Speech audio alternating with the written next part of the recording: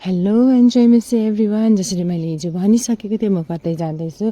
म चाहिँ जाँदै थिएँ डेलो अनि साइन्स सेन्टर। यहाँ मेरो भदैनी छोराछोरी दादा भाउजू हामी सबैजना जाँदैछौँ।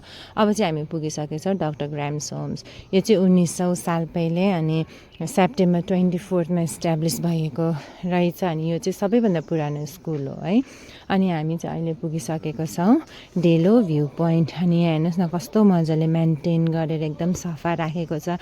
यहाँ चाहिँ टाढो टाढोबाट टुरिस्टहरू आउनुहुन्छ, यो जग्गामा घुम्नुहुन्छ, फोटोहरू खिच्नुहुन्छ। अब चाहिँ हामी अगाडि बढ्दैछौँ। हामी पुग्न लागेको छौँ अब डेलो पुगेर चाहिँ यहाँ भाउजूले चाहिँ टिकट काट्नु हुँदैछ। अनि यहाँ नानीहरू हेर्नुहोस् न कस्तो मजाले इन्जोय गर्दैछ, फुटबल खेल्दैछ। अन्त यो टाइमहरू चाहिँ एकअर्कासँग राम्रोसँगले स्पेन्ड गरिरहेको छ। यो चाहिँ कजन्स टाइम हो है। अनि यता डेलोमा हेर्दाखेरि चाहिँ नेचर है।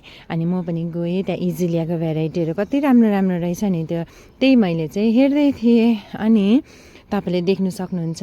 अनि यो जग्गालाई चाहिँ कति मजाले मेन्टेन गरेर राखेको छ। आई लभ कालिम्पोङ है। यो डेलो भ्यू पोइन्ट चाहिँ कालिम्पोङमा छ। अनि हेर्नुहोस् न एकदम ग्रिनेरी हर जग्गा। माथि आइपुग्दा चाहिँ मेरो छोरी चाहिँ घोडामा घुम्दै रहेछ, हर्स राइडिङ गर्दै रहेछ। उसको पनि यो फर्स्ट एक्सपिरियन्स हो है। अनि एकदमै इन्जोय गर्यो।